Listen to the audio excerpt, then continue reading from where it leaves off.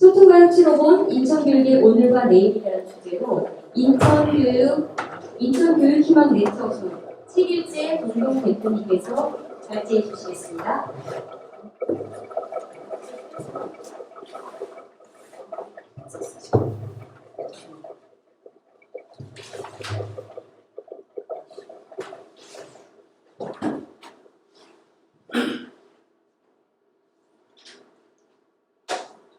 네, 오늘 소통과 혁신을 본 인천교육의 오늘과 내일을 발표하게 된 마지막 이제 나오네요.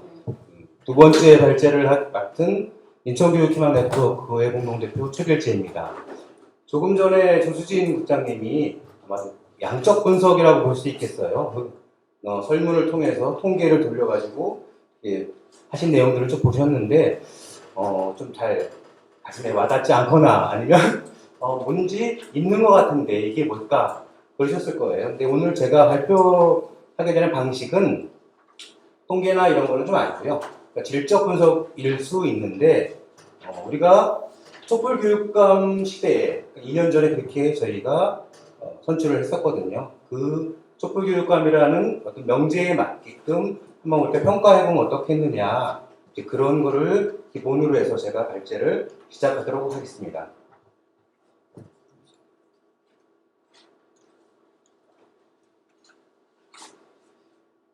순서는 처음에는 촛불 교육감의 탄생과 의미, 그리고 교육감 2년의 정책과 평가, 그리고 정책평가의 원칙과 기준, 남은 2년에 대한 제언으로 발표하도록 하겠습니다. 첫 번째, 촛불 교육감의 탄생과 의미인데요. 벌써 한 2년이 분명히 됐죠. 3년, 2년 반 정도 된 것 같습니다. 2017년도 12월 달에 87개의 인천 지역에 있는 시민사회단체들이 모여서 인천 촛불교육감 추진위원회를 발족했습니다. 그래서 거기에 두 분의 선생님들이 경선에 참여해 주셨고요. 그래서 2018년 3월 12일에는 시민참여단으로는 45,700명 가까운 분이 여기엔 청소년들도 포함됐었고 666명의 정책 배심원단 그리고 인천 시민 여론조사를 통해서 도성은 촛불교육감 단일 후보를 선출하게 됩니다. 그리고 2018년 6월 13일 6.13 지방선거를 통해서 도성은 후보가 제3대 인천시 교육감으로 당선되었습니다.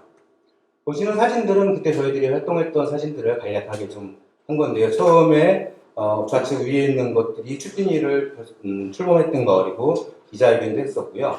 그 다음에는 이제 두 분의 경선자들이 쓰셨던 것 그리고 그다음에 단일 후보를 발표하는 기자회견을 했습니다. 이걸 끝나지 않고 저희가 그 중간에도 지지 기자회견을 통해서 계속 촛불 교육감을 홍보하고 반드시 당선될 수 있도록 의무량으로 정말 열심히 많이 노력을 한 걸로 알고 있는데요. 그래서 최종적으로 6월 13일 날 조성원 교육감님이 제3대 인천시 교육감으로 당선된 사진입니다.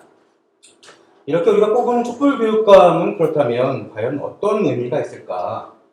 촛불혁명과 세월호 정신을 계승하는 교육감이었어야만 했고요.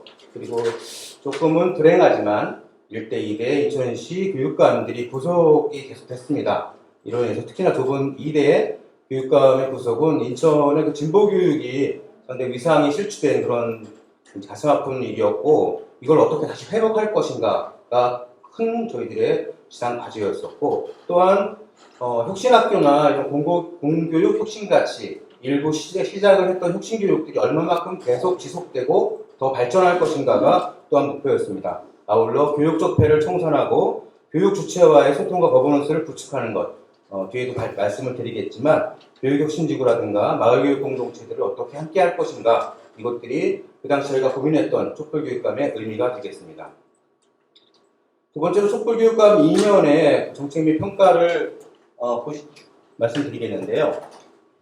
지금 보시는 자료는 2020 인천교육계획이라고 2019년까지의 성과들을 인천시 교육청에서 자료로 만들어서 발표한 내용들입니다. 제가 각색하거나 이런 건 없는데 단지 이 내용은 2019년까지의 결과를 반영한 거기 때문에 약간의 수치들이 좀 더 증가된 것들이 반영이 안 된 게 있습니다. 예를 들어서 혁신학교 같은 경우가 지금은 90개 교인데 여기는 그렇지 않고 좀 72개 교인가요? 그렇게 좀 작게 반영되는 점들이 있다는 것을 양해해 주셔서 보시면 되겠습니다. 가장 크게 도성훈 교육감 체제에서 1번 과제로 말씀하신 것들은 무상교육이 되겠습니다.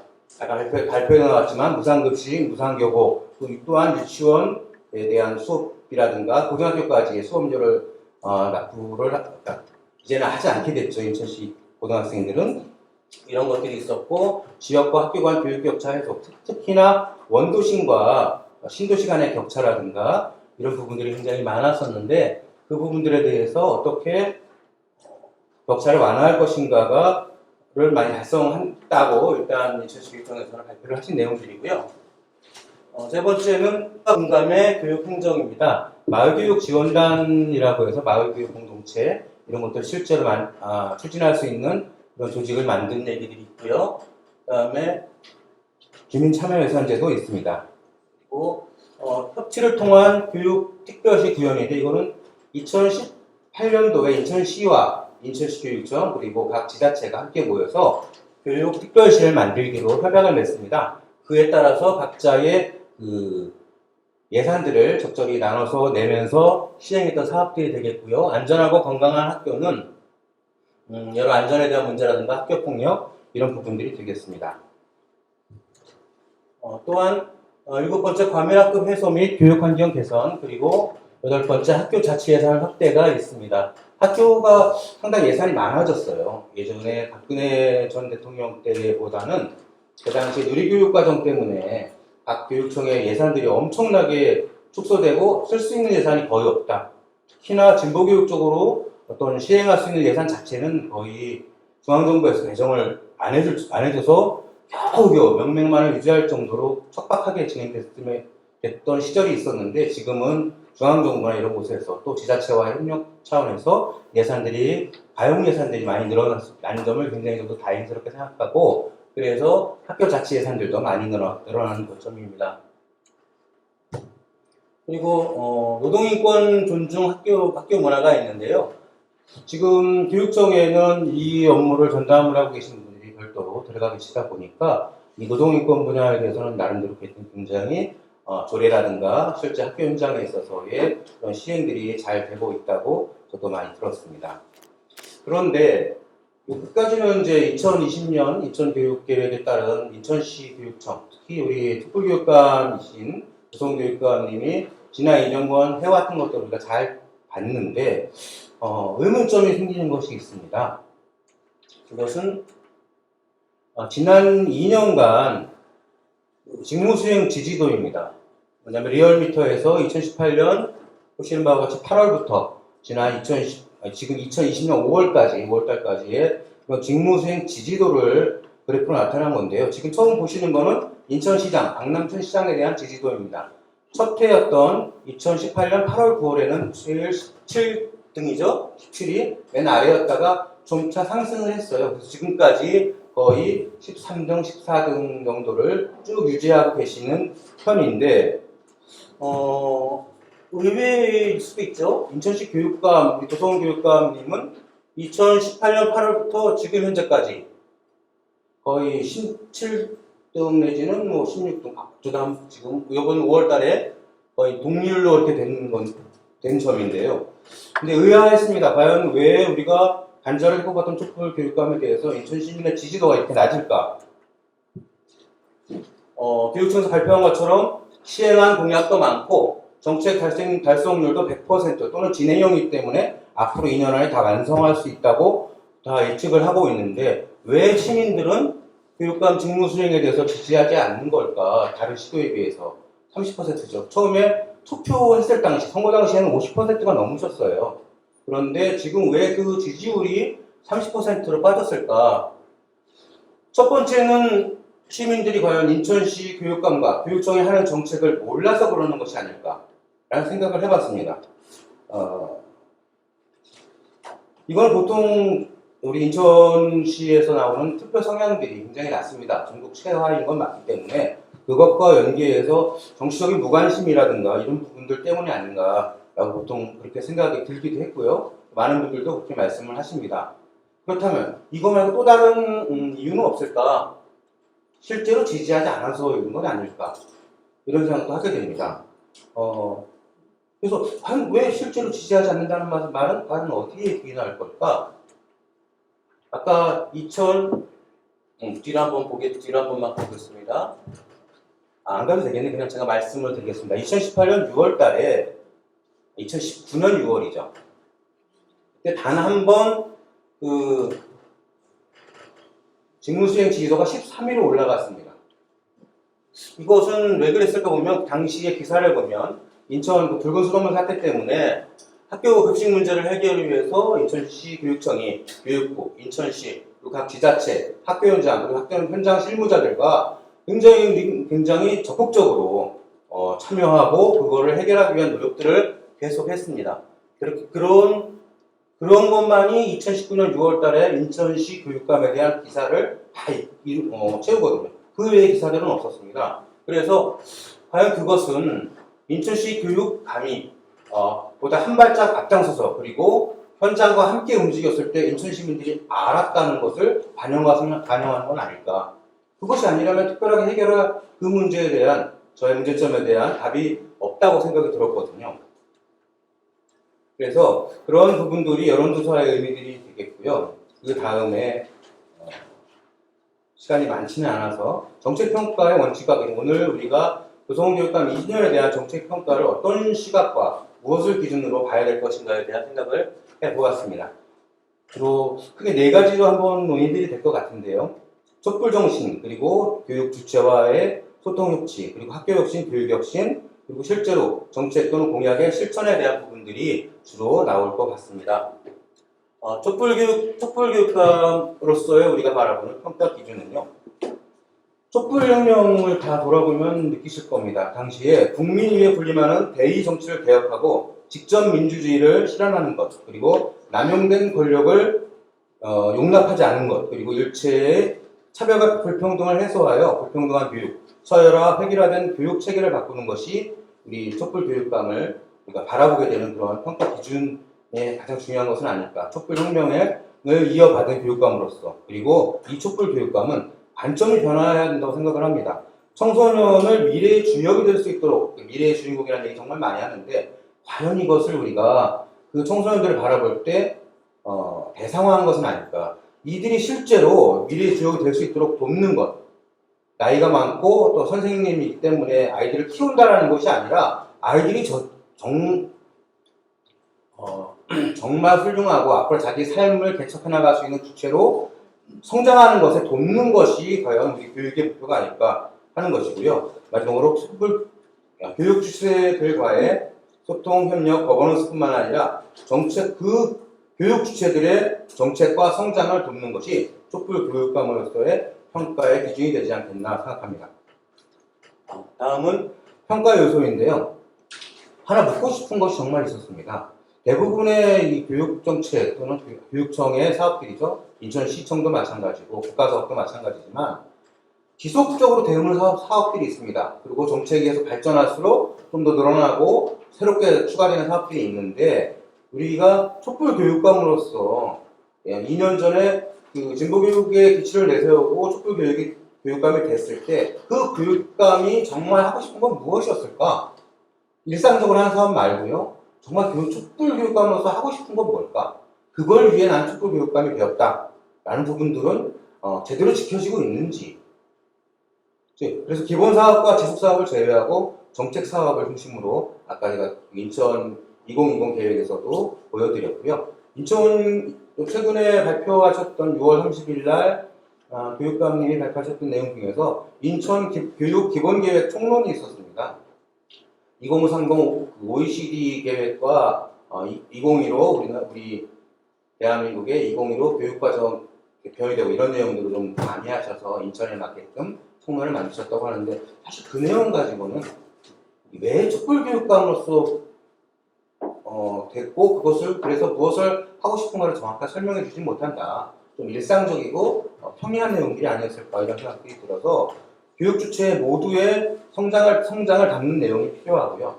또 제가 오늘 얘기하게 될 가장 핵심적인 내용 중에 하나인데 이 촛불 교육감이 돼서 하려고 하는 사업을 과연 누구랑 할 거냐? 누구와 파트너십을 갖고 할 거냐? 교육청 혼자 할 거냐? 아니면 지자체와 손잡고 할 거냐, 아니면 인천 지역사회, 시민사회 또 인천 시민 모두와 함께 할 거냐, 이거에 대한 원칙들, 그것이 오늘 이 평가 토론에 대한 요소, 평가의 요소들로 가장 정확하다라고 생각합니다. 교육 주체를 육성한다는 것은 감시나 감독 그런 것이 아니고 잘하나 못하나 보는 것들도 아닙니다. 위임과 지원을 병행해야 하고요. 또 기다려줘야 됩니다. 서울시에서 만들었던 그 10년이 넘었죠. 마을 공동체나 이런 사업, 모든 사업들, 주민을 정말 주체로 세웠던 사업들은 오랜 기다림이 있었거든요. 우리 교육 주체들도 사실은 저는 맞다고 생각을 하고, 교사 만능주의는 우리가 배제를 해야겠다. 성교육도 교사, 방과후도 교사, 돌봄도 교사, 인성교육도 교사. 왜 학교는 모두 선생님이 다 해야 됩니까? 그럴 수 없거든요. 하지만 아직도 교사 만능주의, 또 학교 현장에 다른 누군가가 들어가는 것을 거부하고 배척하는 그런 정서가 우리한테 남아있지 않는가, 이런 부분이고요. 하나 또 아쉬웠던 거는 이게 촛불교육감 안에서도 서로 좀 가까운 분들, 가깝지 않은 분들이 사실 존재하는 것 같습니다. 그래서 하지만 우리가 같이 촛불교육감으로 뭉치고 함께 당선을 시키고 지난 2년 동안 진행했던 과정들을 우리 대동단결과 협력의 그런 관점에서 다시 한번 봐주셨으면 하는 거고요. 그래서 소통과 협치는 저는 이런 여러 앞에 4가지 요소라든가 몇 가지가 있어서 많은 요소가 있지만, 이 촛불교육감을 추진했던 시민사회와 여러 단체들의 시선에서 소통과 협치는 또 다른 말로 거버넌스라고도 하는데, 이 관점의 차원에서 원칙과 기준 그리고 거시적인 평가를 할까 합니다. 네. 소통과 거버넌스에 있어서는 교육감님도 예전에 시민단체 활동 여러 가지를 하신 걸로 알고 있고, 또 노동자로서 전교조의 지부장도 활동하셨습니다. 근데 그 밑에 박스에 보시겠지만 기자회견 중에서는 교육 공동체가 모두 참여하는 전문적 학습 공동체가 어떻게 바라봐야 될까요? 교사 학습 공동체는 제가 여러 번 들어봤는데, 이 교육 주체들도 다 학습 공동체를 하자는 말이 잘 와닿지는 않았고요. 또 연대에 대한 말씀들을 하시는데, 교육 공동체를 연대하는 그런 걸 만들기 위해서 함께 절실하다, 노력이란 말보다 일단 절실한 협력과 연대가 절실하다는 말씀을 해주셨어요. 근데 실제로는 형식적인 그런 연대의 필요성을 강조했지만 실제로 저희가 만나본 적은 없다. 사례로 말씀을 드리면 교육단체가, 제가 이제 교육희망 네트워크를 하고 있는데요. 3년 전에 박용수 전 부교육감, 그러니까 교육감 대행체 권한대행 때도 1년에 4번 이상은 교육단체들이 모여서 학부모단체들과 함께 교육정책이라든가 학부모 정책에 대한 부분들을 많이 논의를 했었거든요. 근데 그것이 지난 2년 동안 단 한 번도 되지 않았다라는 것들을 통해서 그렇게 느끼게 되는 거고요. 소통과 거버넌스를 가장 많이 하는 게 혁신지구와 마을교육 공동체입니다. 하지만 지역사회에 요구하는 것은 어떤 뭐라 그래야 될까요? 프로그램이나 이런 것들에 대해서 사람을 소개한다든가 아니면 체험 위주의 그런 사업을 합니다. 근데 우리가 마을 교육을 얘기할 때는 마을에 대해서 아이들이 알고 공부하고 이 차원을 넘어서 마을이 함께 교육에 참여하는 것을 얘기하는 겁니다. 근데 그런 시스템 자체가 없어요. 그래서 이런 부분들이 굉장히 좀 문제가 있고, 혁신지구가 현재는 구청의 위임하는 방식으로 거의 진행된다. 공모로 지방자치단체를 모집을 하지만 실제 사업은 구청에서 대기하고요. 구청에서 모두하고 성과만 교육청에서 취합하는 방식.